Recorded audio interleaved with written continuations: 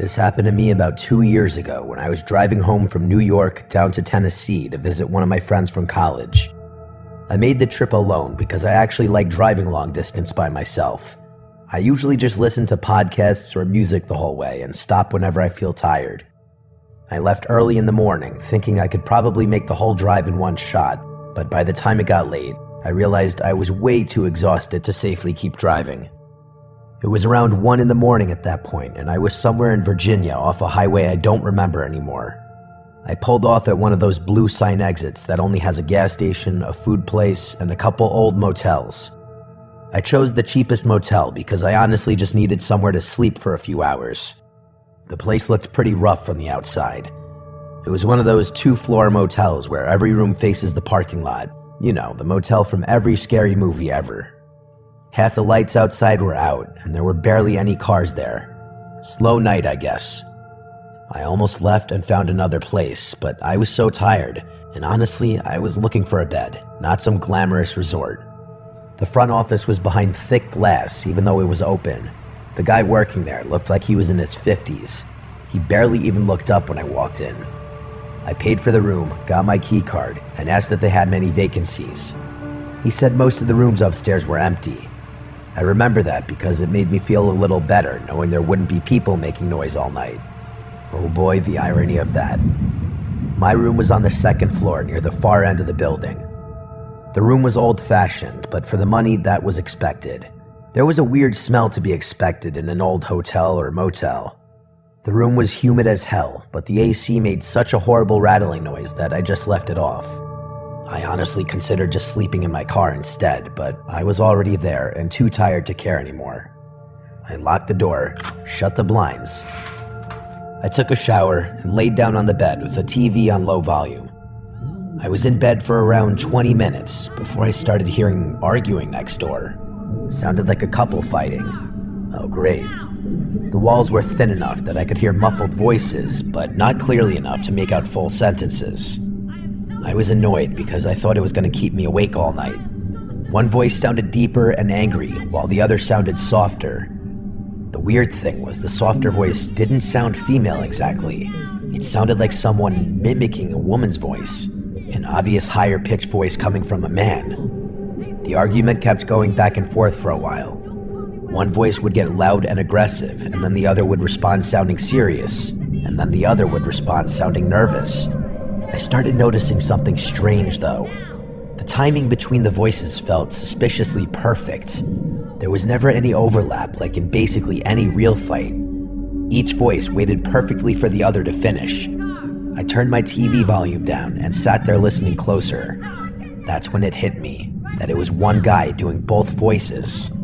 Once I realized, I couldn't unhear it. The deeper voice sounded natural, but the softer voice sounded like the same man trying to imitate somebody else, I guess a female. I remember feeling this weird pit in my stomach because it suddenly changed the entire situation from an annoying argument to something seriously disturbing. No matter how I tried to explain it away or rationalize it, I would realize it just didn't make any sense.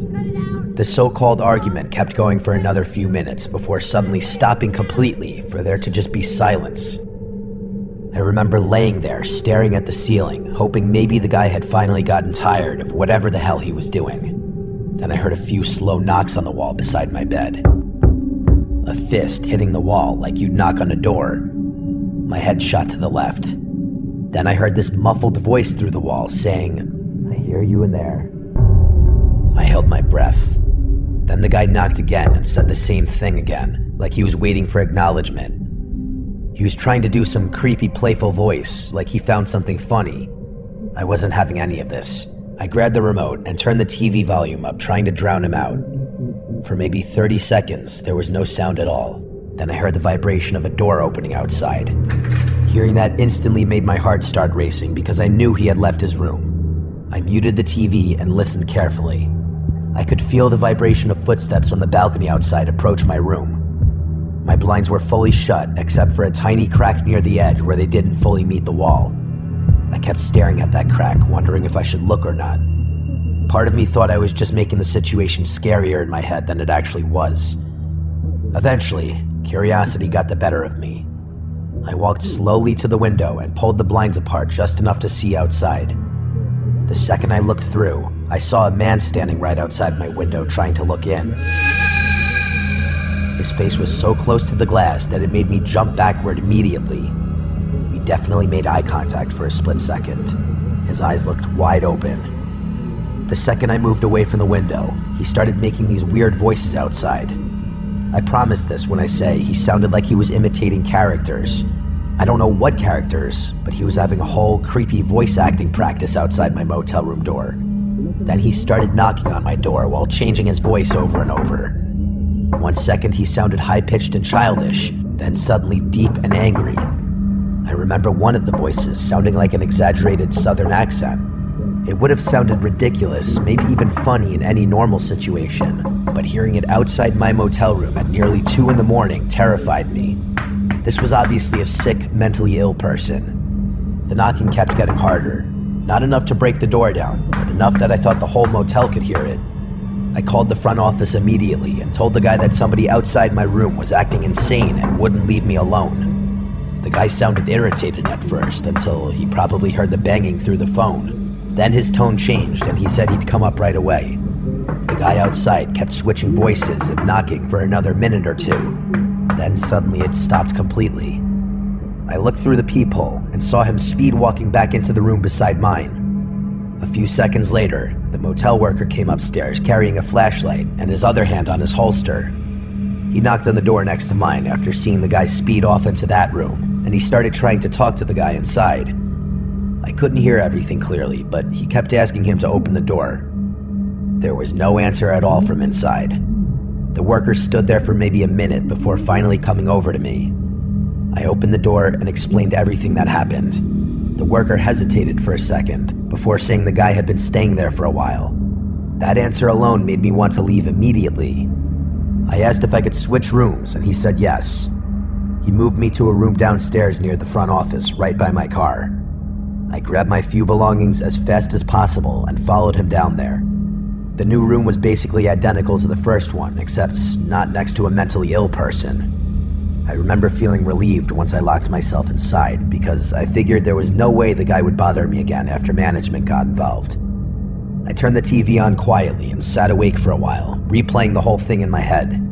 Eventually, exhaustion caught up to me and I started drifting off. I don't know how much time passed before I woke up again, but it was still dark outside. What woke me up was the sound of someone outside the room. I looked toward the window and saw a shadow move past the crack in the blinds. Then a few seconds later, it passed again. Not this again. I carefully moved closer to the window without making noise and looked through the crack. It was the same guy from upstairs. He was creepily walking past my room over and over again. The weird part was he wasn't making voices anymore. He wasn't knocking either. He just kept walking by while looking toward the room every time he passed. I remember feeling even more uncomfortable because now he seemed calm. I watched him do this maybe 4 or 5 times before he eventually disappeared toward the back of the motel. I didn't sleep again after that. The second the sun started coming up, I packed all my stuff, threw it in the car, and left without even returning the key card. I stopped at a gas station down the road for coffee and realized my hands were still shaking. People are weird and downright dangerous. Staying at a creepy motel is perhaps how to do a speed run of meeting those people. I will not stay at one again.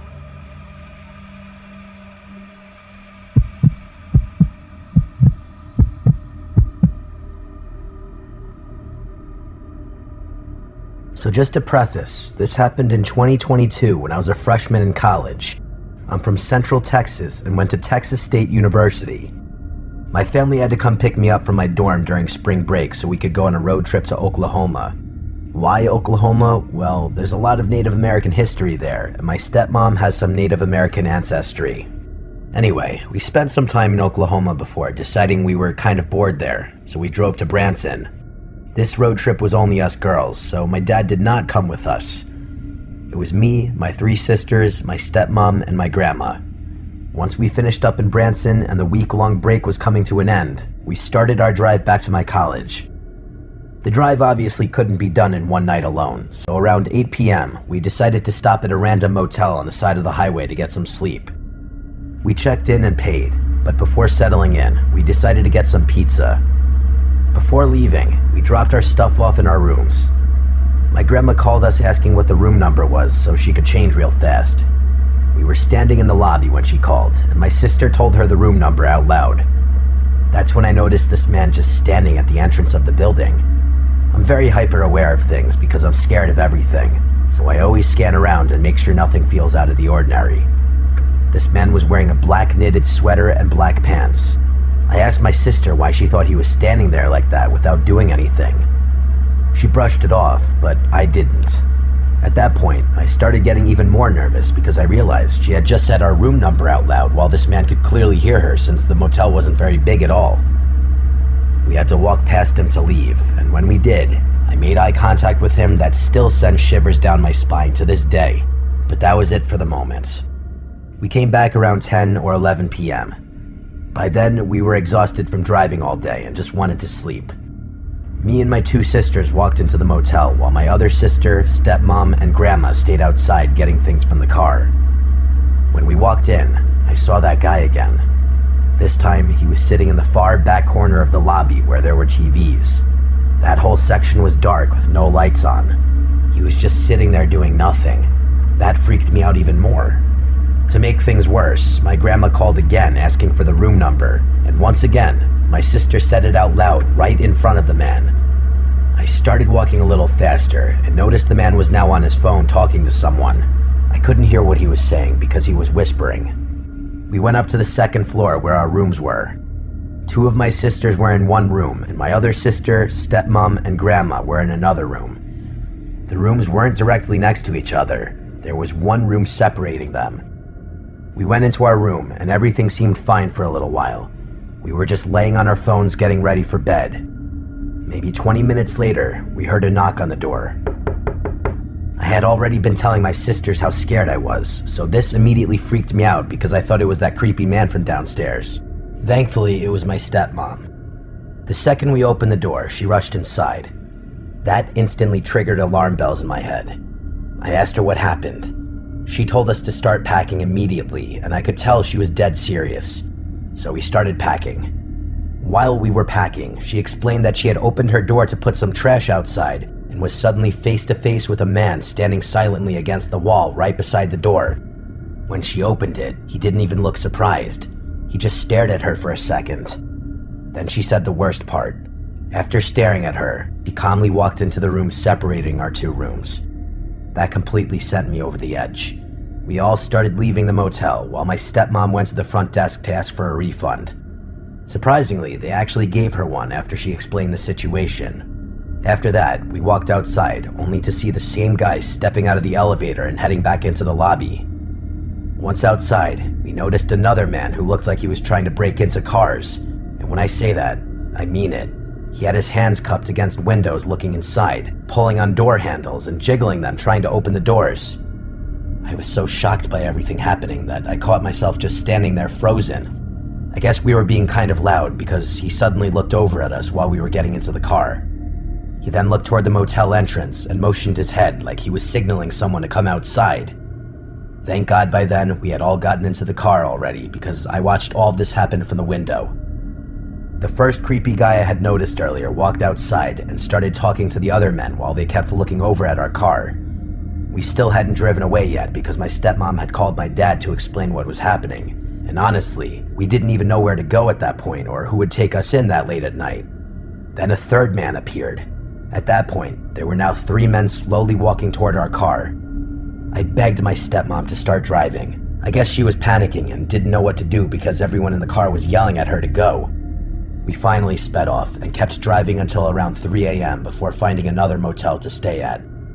That motel had roaches, but honestly, I'd take roaches over what we just escaped from. I still don't know what those men were planning to do, or if they even had a plan at all, but based on the way that first man acted all night, I'm incredibly glad we left before finding out.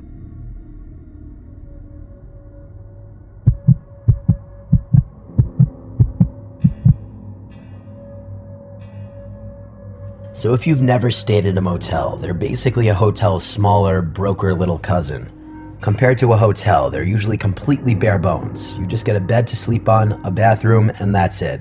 But that's the beauty of them sometimes if you don't want to spend hotel dollars. I feel like the 2 times you book a motel are when you're on a road trip, or if you're on a long vacation and want to offset the costs for a hotel with a motel for part of the trip. So my girlfriend Julie and I were the first example.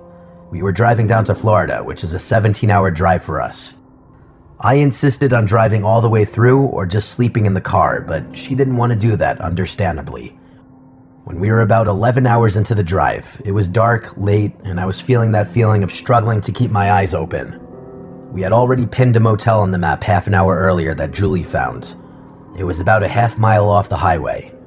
Julie was already asleep. I would wake her up when we got to the motel. Julie already booked us a reservation for the motel. Seeing 2 minutes left on the screen was a huge relief. I pulled us off the highway and eventually into the parking lot of the motel. It was kind of dead in there. I think there was one other car, and honestly, it could have been the front office employees. I woke Julie up and I told her I'm going to check us in. I went to the little front office and there was a woman sitting in there. She looked tired and disheveled, but she still gave me a smile and greeted me. I think she was sleeping, but then got up and went to the office to greet us for the reservation. She gave me the key and told me the room number, room 5. It was the far corner on the ground level. Julie and I brought our small bags into the room. It was a basic motel room. We took turns in the bathroom brushing our teeth and whatever. When I went through my bag and realized my phone charger was still in the car, I got up and told Julie I'd be right back. She just gave me a little grunt like she was too tired and saying a word would use up too much energy. I opened the door and left it cracked open. I walked over to the car and pressed the button on the key fob to unlock it. The lights lit up, and I think that's when I noticed the lights in the front office were off. The lady went back to sleep, I guess. Maybe that car was hers and she lives on the property. Wouldn't surprise me. But now, the place was completely dark. It was a little eerie. Not even any traffic on the road. As I got to my car, I dug around looking for my charger. I have the new iPhone with the USB-C port. Julie has the old one, and she always likes to unplug my phone so she could connect to CarPlay. So I took a minute looking for it till I found it in the center compartment. I guess she put it there. I closed the door, and my heart nearly stopped when I saw someone right by the door to our room. It was a man. I left the door cracked open just as a subconscious habit so I wouldn't get locked out, even if they weren't automatic locking doors. I jogged over to make it clear I was there before this man entered the room or something weird. I have to admit, this man was large. Not just tall, but big frame too. He had on a long trench coat that did not fit the mildly chilly weather. As I got close to the door, it really looked like he was planning on opening the door. When he heard me coming, he turned around. The man from the start smiled and had a very soft demeanor. The way he spoke was so soft that instead of being calming, it was off-putting. He asked me how I was doing tonight. Mind you, it was like past 1 a.m. I could read something weird in his intentions with his small talk, so I deflected it and skipped to the important question, if there even was one, which was, "What are you doing walking around so late? Are you staying here?" He shot back his answer quickly in the same soft voice, saying, "Oh, I'm staying upstairs. Just going for a stroll." I nodded, and then smiled back and said, "Well, enjoy your walk. Have a good night."